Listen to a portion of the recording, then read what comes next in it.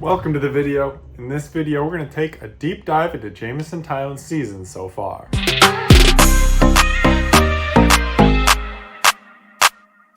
We're going to start by taking a look at his scores by start. So start scores, kind of a mix of his expected stats and actual result-based stats from his starts this season. We see, the first thing I see is the two outliers. He had a real bad one his first start of the season, March 28th at Arizona.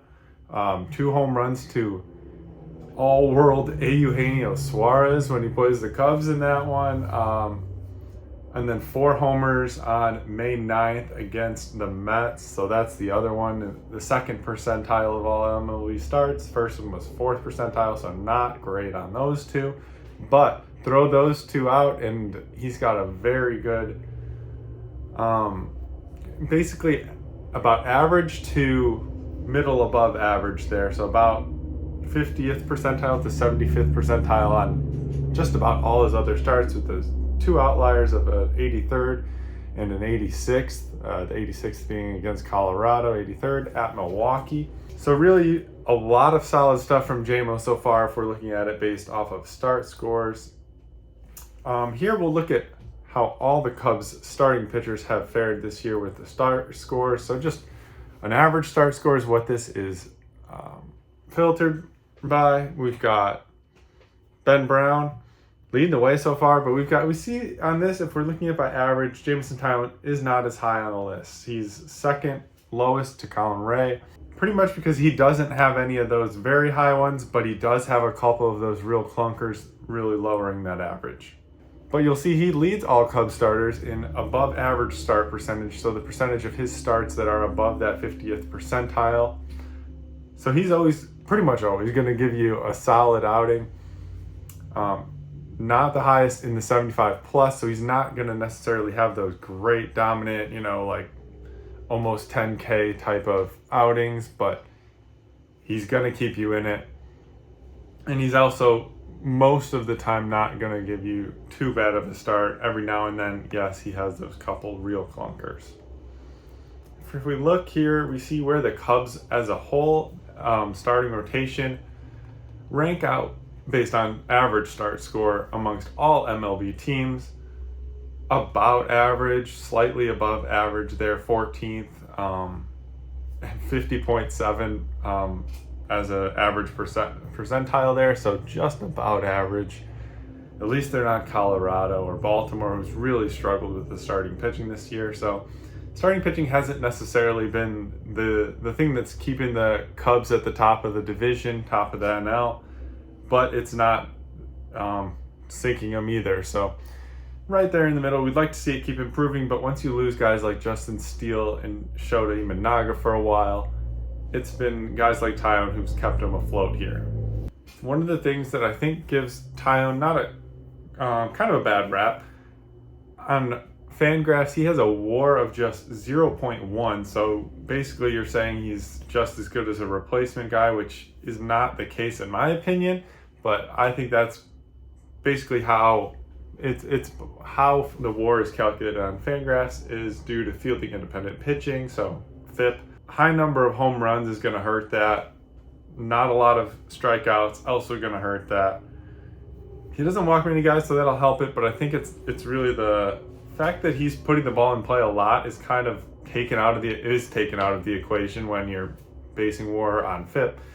And so when Taillon gets a lot of pop outs or balls in play, especially with the Cubs' really good defense, that's not given any value based on this Fangraphs WAR. So I do think he's a lot better than that number suggests. He does lead the MLB with 16 home runs so far, but he's 47th in runs allowed, so it's not necessarily hurting him. He does give up a lot of solo home runs, as we'll see here. Jameson Taillon's solo home run percentage, 75% of the home runs he allows are solo home runs. So he's going to attack guys, and sometimes it's going to hurt him, but it's only going to hurt him for 1 run rather than multiple runs here. And that's way above the MLB average of 59.9%. So that's something that is interesting with Taillon is just, and that speaks to his willingness to attack the zone and attack it early, which also keeps his pitch count down. So there's plenty of pluses and minuses looking at it both ways. As we take a look at JMO's Baseball Savant page, the one thing that's kind of interesting, the off-speed run value is showing to be his best, 77th percentile, so his changeup basically, which part of that is he's had some good success against lefties this year. As you'll see, he's left-handed batters hitting just 196 off of him, while righties are hitting 244. Some of that might be due to some randomness, as we see the ex-WOBA numbers for left-handed batters actually higher than right-handed batters. So maybe there is some just kind of luck involved with that. But he's also given up the same number of home runs to lefties and righties, but he's 58% of the batters he's faced are lefties.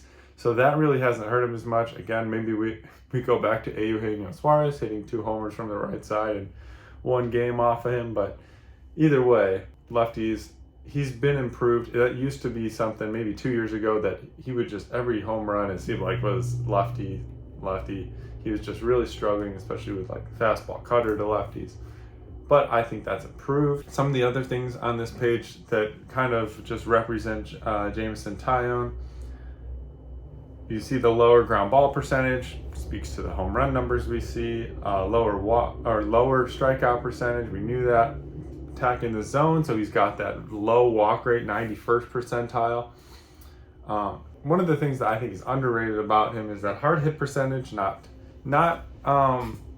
something you would think would be 63rd percentile good for someone who's leading the league in home runs.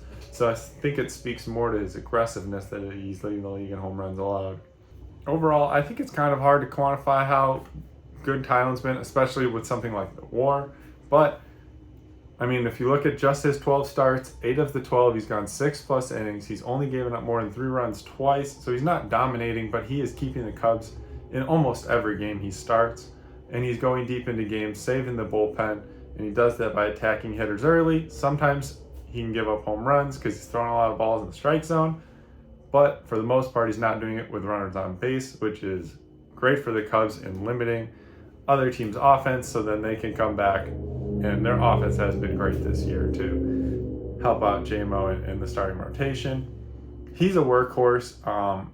Love seeing him attack the zone. He's really fun to watch. And with guys like Shota and Steele out, he's been the anchor of this rotation. The other thing I like about him, more just an observational thing, but he always seems like he's talking to other players, pitchers. He's being a better teammate and trying to get better on his own. I've gone to games and I've just noticed him talking to Ben Brown, helping him become a better pitcher. And he always seems like he loves the game. He's an easy guy to root for. Let me know in the comments what you think of JMO and what you think of Jameson Taillon's season so far. Thank you for watching the video, and please like the video and subscribe to the channel. I appreciate it. Thank you, and go Cubs.